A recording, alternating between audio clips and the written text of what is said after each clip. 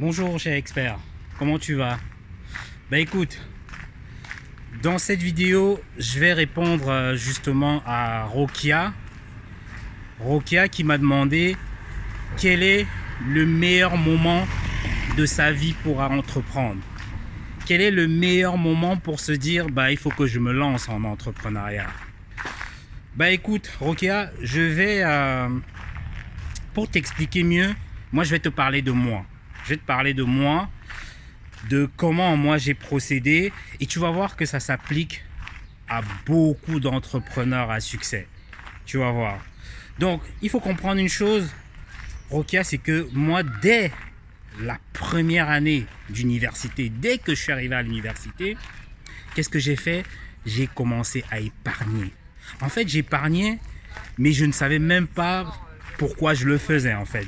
J'épargnais juste en me disant, bah voilà, j'épargne, on ne sait jamais, peut-être s'il y a une situation, je pourrais la débloquer. Donc je n'avais aucun projet en fait. Donc j'épargnais, à la différence par exemple de mes camarades de fac ou bien de mes camarades avec qui on était à la résidence universitaire.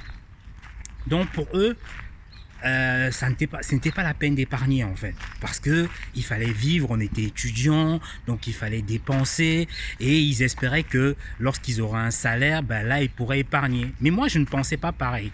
Moi je m'étais toujours dit, ben Bertrand, écoute, tu es étudiant aujourd'hui et tu as très peu de charges en fait. Tu as un petit loyer, tu as tes frais de bouffe sont minimes. Tu n'as quasiment pas grand chose à payer. Bien sûr, je ne gagnais pas beaucoup d'argent, mais je me suis dit, mais si je peux mettre, par exemple, 100, 150 euros, 200 euros par mois de côté, ben parfait. Et c'est ce que j'ai fait pendant plusieurs années. Et jusqu'à ce que, à la fin de mes études, j'ai eu une idée justement de business. Je me suis dit, ok, puisque j'ai une idée de business, et puisque j'ai un peu d'épargne, bah, il est temps de se lancer. Il est temps de se lancer parce que là, à ce moment, j'étais étudiant, j'étais seul, je n'avais pas d'enfant, donc je n'engageais que moi en fait. Donc, dans cette aventure, j'étais le seul à me jeter dedans. Et donc, même si je me noyais tout seul et je n'engageais pas toute une famille, des enfants avec moi en fait. Et donc, c'est ce que j'ai fait. C'est-à-dire que j'ai créé ma première société avec un capital de 12 000 euros. 12 000 euros, je me rappelle d'ailleurs, quand je suis allé à la banque, voir justement la conseillère, puisque j'avais une autre banque qui m'a permis d'ouvrir un compte entreprise. Et je me souviens que la conseillère était un petit peu étonnée de voir qu'un étudiant avait 12 000 euros comme ça de cash en fait. Donc je lui ai dit non, ben, ce sont des économies que j'ai fait pendant plusieurs années en fait. Donc j'ai mis 12 000 euros de capital. Et tu sais quoi, si tu me suis souvent, c'est que dès la première année, à la fin de la première année, j'avais moins 16 000 euros de déficit. C'est-à-dire que le déficit était énorme. Oui, parce que la première année, tu imagines que tu vas faire plein de choses, mais tu ne te rends pas compte des dépenses que tu fais. Et donc, j'étais à moins 16 000 euros de déficit. Et le pire, c'est que j'avais ma trésorerie, c'est-à-dire ma caisse qui était vide.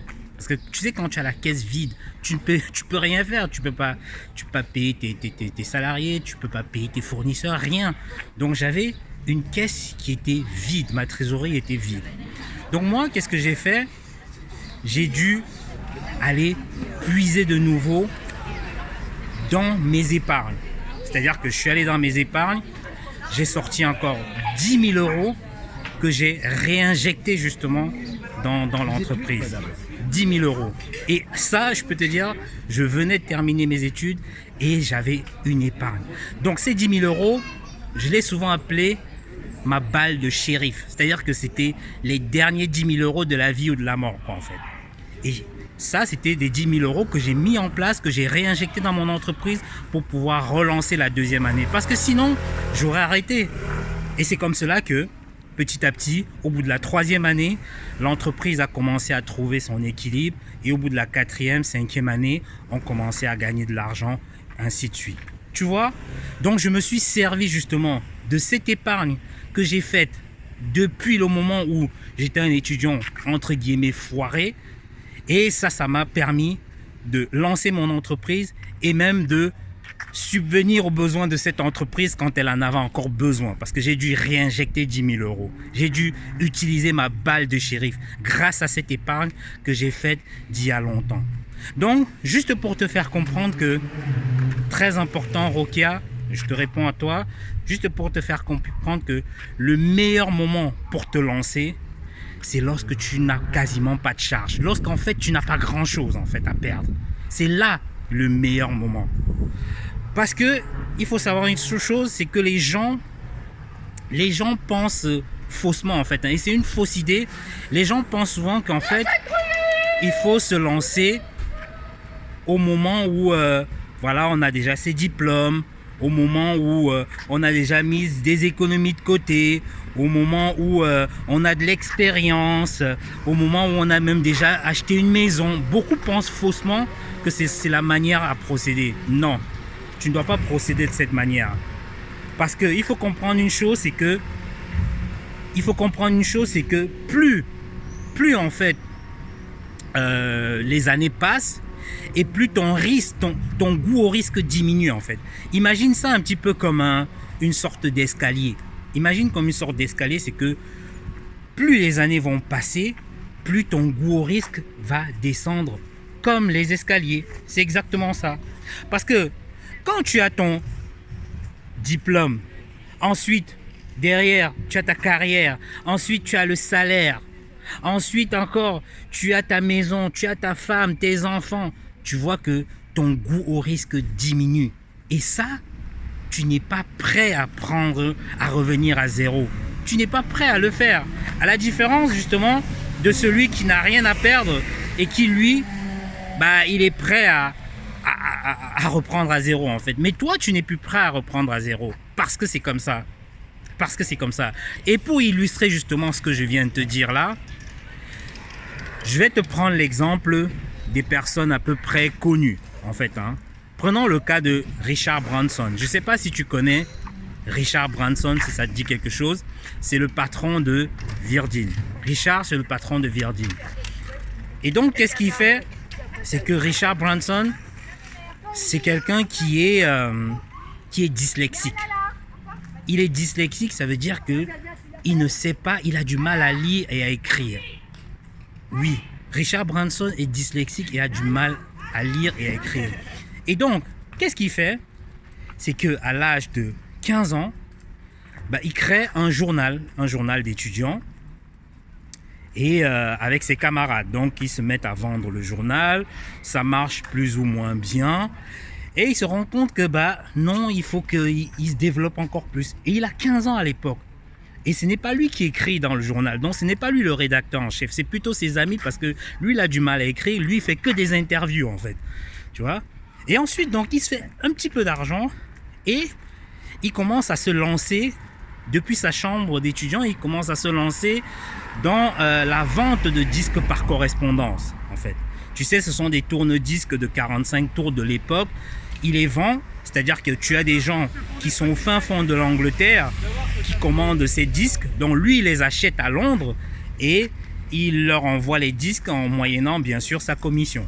Donc c'est comme ça qu'il fait, ça commence à très très très bien marcher jusqu'au moment où la poste britannique fait une grève immense ces années-là.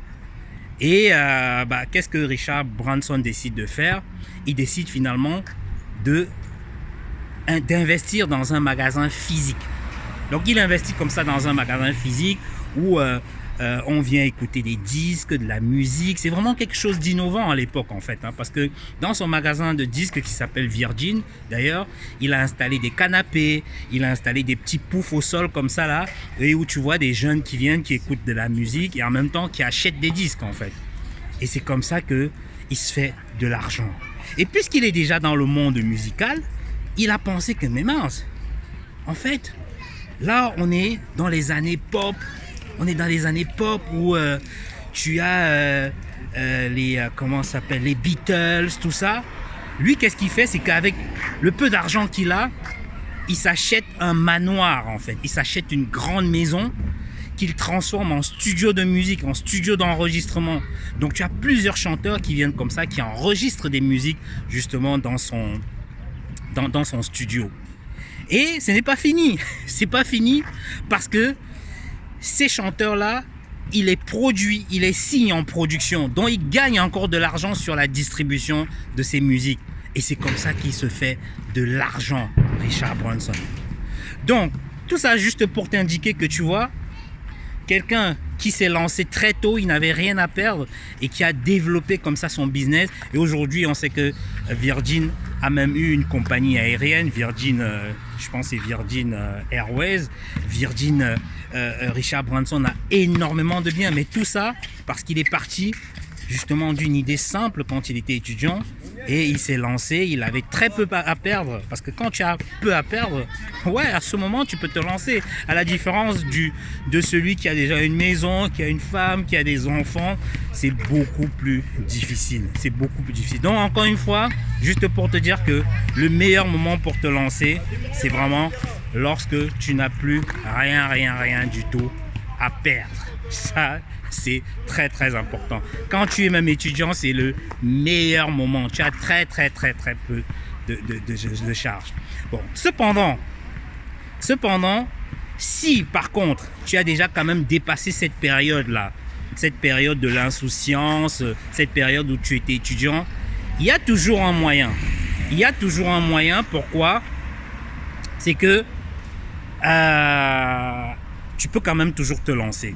Tu peux toujours te lancer, mais cependant, il faut le dire, c'est vrai, tu prendras un petit peu plus de risques en fait. Hein. Oui, tu prendras un petit peu plus de risques. Même si pour moi, l'aventure entrepreneuriale, je ne la prends pas comme un risque.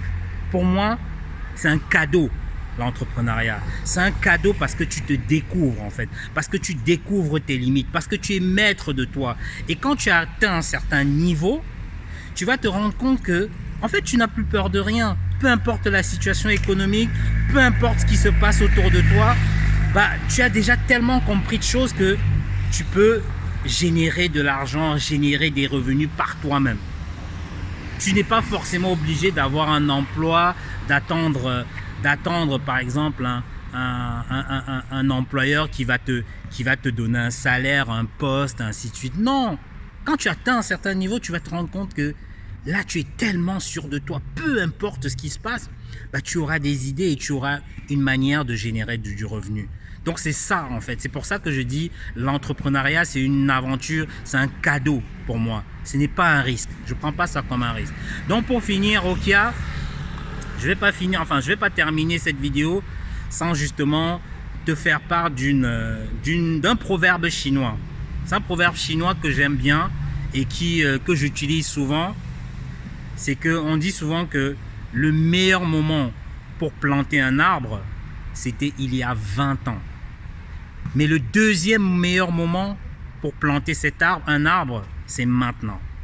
Je répète, le meilleur moment pour planter un arbre, c'était il y a 20 ans. Mais le deuxième meilleur moment, c'est maintenant. Donc n'hésite pas, lance-toi, il y aura quelques difficultés, mais c'est comme ça en fait. Hein. Dans tout, il y a des difficultés. Donc bah écoute, chers experts qui m'écoutent aussi, voilà, si tu as aimé, like, partage avec des personnes à qui ça pourrait intéresser. Dis-moi aussi en commentaire ce que tu as pensé, ce que tu penses justement de ce que je viens de te dire là. Parce que tu peux ne pas être d'accord, hein. Ça maintenant, ça dépend. Tu peux ne pas être d'accord.